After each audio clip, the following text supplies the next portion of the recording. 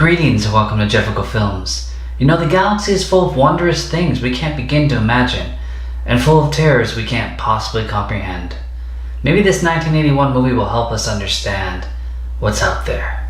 So let's review Galaxy of Terror. It starts out on a desolate planet where we see a frantic crewman getting tossed around by an invisible force until he's dead.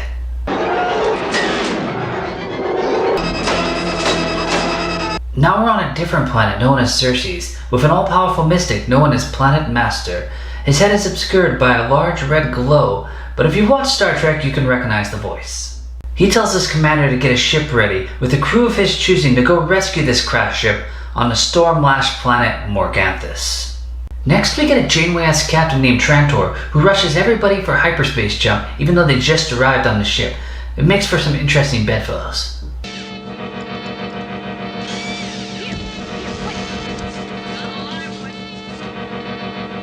This woman is crazy, and apparently she's the only survivor of the Hesperus. I like how momentarily the music changes when she's asked about it.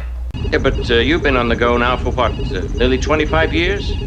Since the Hesperus, if I'm not mistaken. Hesperus. Yes. Everyone's forgotten now. We see Boothby, but he's known as Core in this, but he'll always be Boothby to me.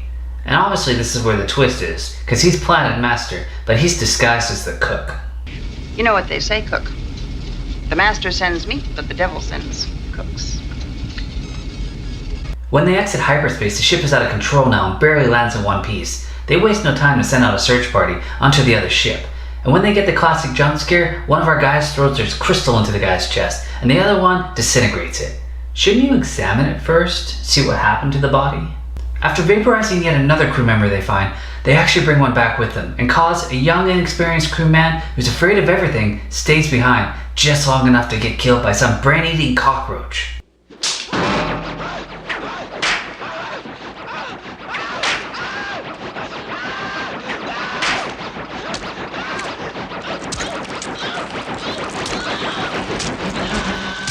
Something that registered as a life form, but then later didn't. We learned that Alluma, who I'm guessing dated Cabren, has telepathic abilities. Now regrouped with the commander, a seasoned and reluctant man named Ilvar, they split into groups of 3 to investigate the giant pyramid. Baelon continues to be a dick to his group, and we learn that the commander hasn't been on a mission in a long time. He mans up and goes down a hole in a rope before he's attacked by these tentacle monsters that feed on him.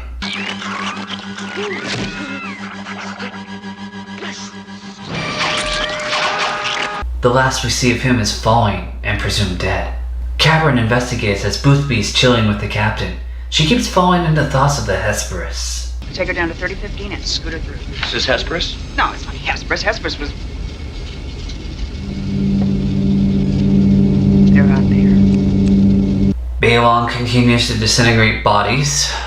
We learn that Dameia hates worms and that Quuhod hates guns. He prefers his crystals. So when the entrance that opens and closes whenever it wants to conveniently locks Quuhod out, his crystals shatter and then reform and stab him, break off, crawl under his skin, and stab him in the chest. Conveniently the door opens after and Dameia finds him and disintegrates the body. Why? Why? As she re-enters the area, we see a giant slug growing before its tentacles attack her and rip off her clothes, and I was first exposed to slug porn.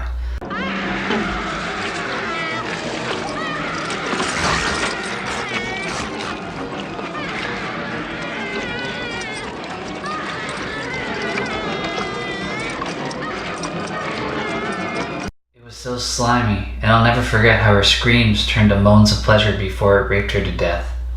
Does that mean she overcame her fears before the end? Well, what the fuck am I watching? So back on the ship, Ranger sees the captain firing off artillery that's only supposed to be shot in space, not on the ground. Even after Boothby told her what she's seen is not actually there, she thinks she's still being attacked, like in the Hesperus. Later we find her in a room where she lights herself on fire. The group finds Dameia nude, slimy, and dead, and Baelon disintegrates her. They go back to the ship to grab Ranger and Boothby so that they can come back and find the source of what brought them down so that they can leave. Why is this asshole limping? He's not even hurt. Nothing happened to him. And we learn that Alluma is claustrophobic and that Cabren is too scared to be afraid. Very manly answer. They all end up on this ledge and enter this other room where Baelon gets stuck on the other side, and it's very dark. He starts firing his gun at sounds, and he's hearing cat sounds, and then a giant cat-like monster kills him and then throws him off. So, he's afraid of cats?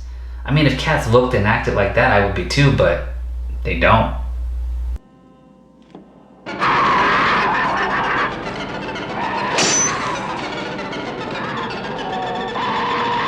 Ranger starts freaking out, and he thinks Boothby's behind it, and he's kinda right.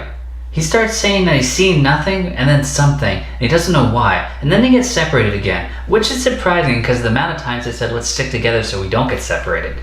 Then he runs into a clone of himself, and he fights him, and he doesn't even use his gun. First thing I would have done. But he overcomes his fear, and he survives. Alluma gets lost too and decides she has to go through this tunnel. Uh-oh, a tight space. The cables start getting tangled around her and start crushing her bones, and rather graphically crush her skull too.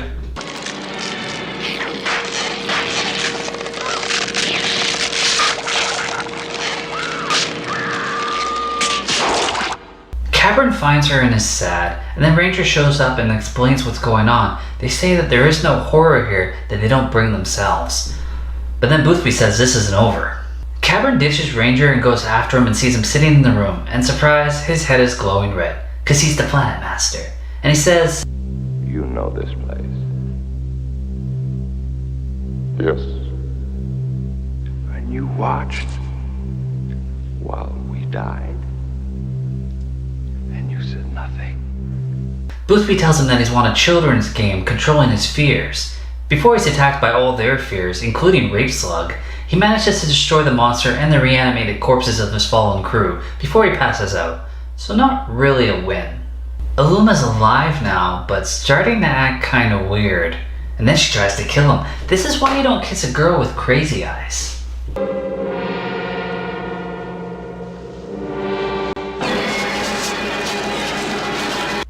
So Boothby gets shot by something, and Cabren's head starts glowing red. So I guess he can leave now, and finally they do a disintegration that makes sense.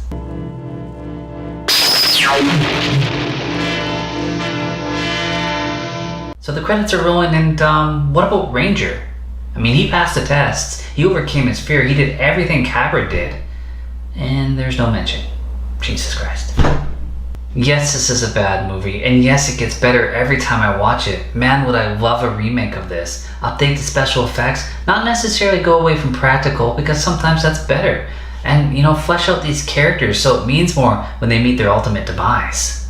Characters in an already bad situation being forced to face their fears and be destroyed by them is a cool concept. Hell, even the Planet Master Boothby thing kinda works. I'm definitely appreciating this movie more than it deserves, but that's the 80s effect. It makes everything feel more special. Take Star Wars for instance, the classic trilogy feels more special than any of the others. So yeah, definitely some room for improvement, but there's a lot of fun to be had with this movie, even if you're laughing at it. So if you like bad movies, again, this one's good. That's a bad movie. And as always, thanks for watching.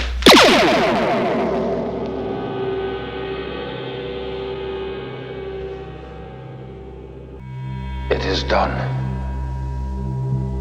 You wanted me to kill you, and I have.